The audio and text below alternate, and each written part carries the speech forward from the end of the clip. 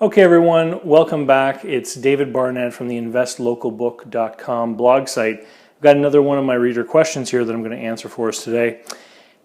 Peter asks, when buying a business, how do I trust the information that's provided from the seller? And it's a very good question, Peter. I'm glad that you asked it.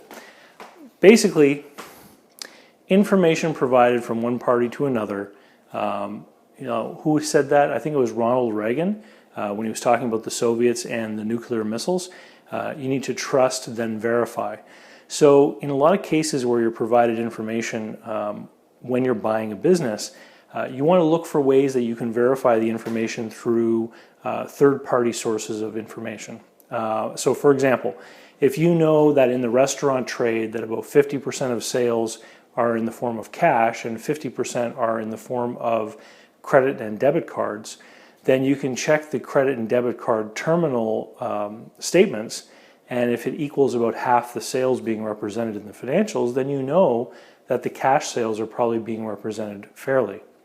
Another example would be if you're going to buy a bar in a province or state where all liquor has to be purchased from a state-owned agency, you can get records directly from them that will show what the purchases to the business have been over the course of the year.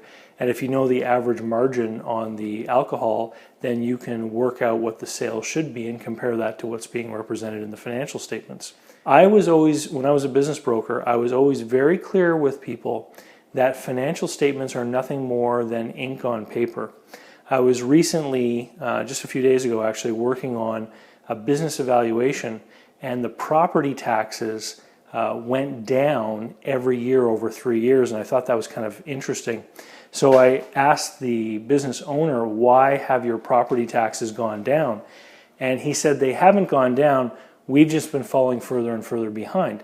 So in this case, what was being reported in the financial statements was not the actual property tax, but the amount that they had paid towards the property tax. And of course, that's not the correct way to do it at all. It should have been recorded as the full value being the expense, and then on the balance sheet there should have been a liability indicating that there were past due property tax bills that hadn't been paid, so an outstanding liability. So one of the things that you can look at when you're doing an investigation into a business is you can check and see what kind of financial statements that you're being provided with. And basically accountants prepare 3 different kinds of financial statements.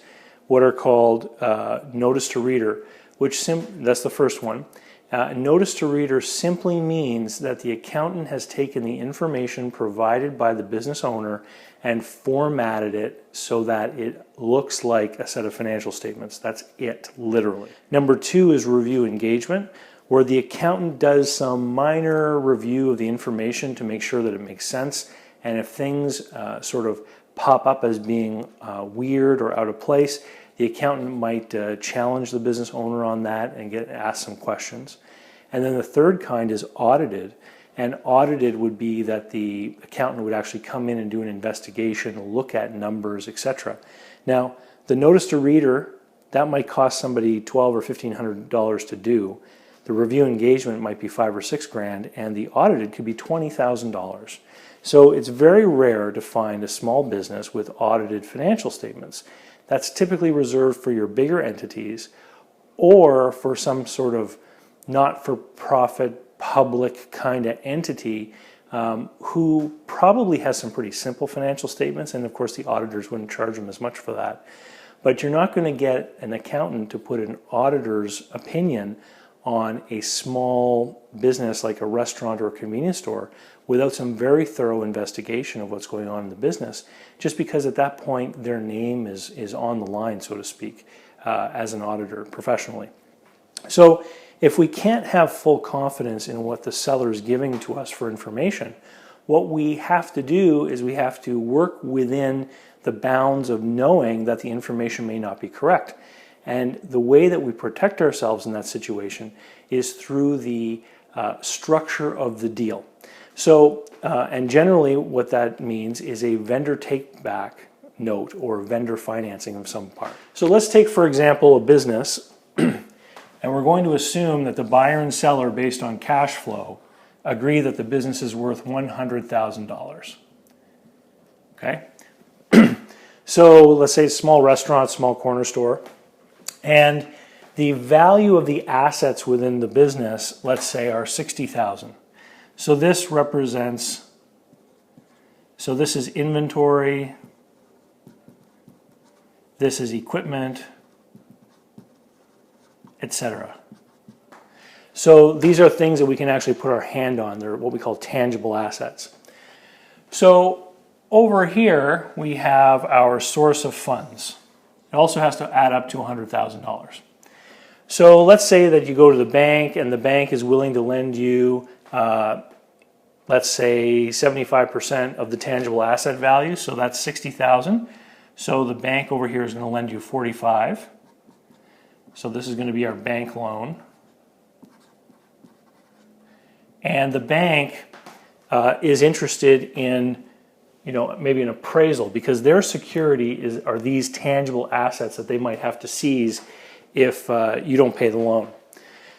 And then you're going to put in some money of your own. Let's say that you're going to put in another $30,000, which brings us up to $75,000. So this is the buyer's equity. And then in the offer that you make to the seller, what you're going to say is that on closing day, I'll provide you with $75,000, but I want you to finance $25,000. So we call this the vendor note. It's also called the vendor takeback or the seller financing. These terms all sort of mean the same thing. At the closing table, when you buy this business, there's going to be several contracts all made up. There's going to be perhaps a non-compete agreement. There's going to be a bill of sale for the tangible assets and the goodwill. There could be assignments of leases for equipment, or an assignment for a lease of the premises if this business is in a leased location, for example. And one of those documents is actually going to be that note, that debt instrument promissory note. These things all mean the same thing. And it's going to say, me, Mr. Buyer, I owe you, Mr. Seller, $25,000 and the terms of the loan. Maybe it's payments of $500 a month, inclusive of a certain percentage of interest over a certain term, etc. But what you want to make sure that you have in that note is a clause that says, this note subject to offset in the case of material misrepresentation or undiscovered liens. So what that means is that if it turns out after you bought the business that the seller had been lying to you about information, then you can say to him, you misrepresented yourself. There's a material misrepresentation of the facts. I'm not going to pay you. Okay? You're already in the possession of the business. If you say to him, I'm not going to pay you because you misrepresented the facts, he has to go find a lawyer. If he wants to fight you, he has to find a lawyer. He's got to pay the lawyer a retainer. Then he's got to take you to court, and he has to prove that he gave you the proper information so that you owe him the money. If you didn't have the vendor financing and you bought the business and you paid the full $100,000 of cash, what would happen afterwards when you discovered the misrepresentation? You would have to hire a lawyer and pay the lawyer a retainer, and then find the guy, take him to court, hope that he hadn't spent all the money, and then get a judgment, and then have the problem of trying to collect. So what we do with the vendor note is we take the responsibility and the risk associated with lying to the buyer, and we remove it from the buyer and we put it on the seller.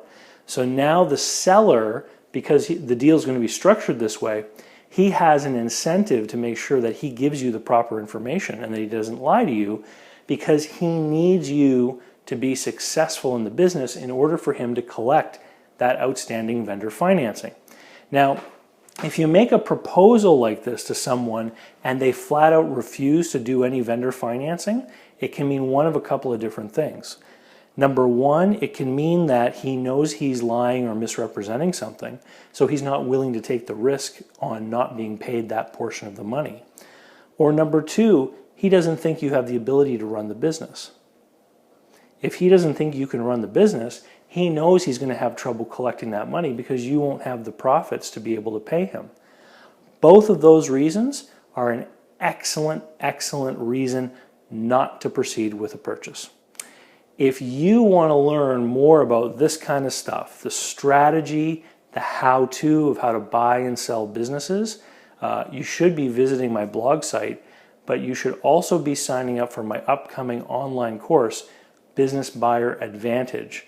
In fact, if you got this video through my email list, if you look at the very bottom of the email, you're going to find a very special discounted pre-sale offer to enroll yourself for that course, which is coming out at the end of August.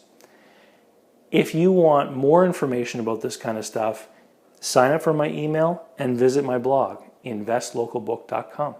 Thanks, and we'll see you later.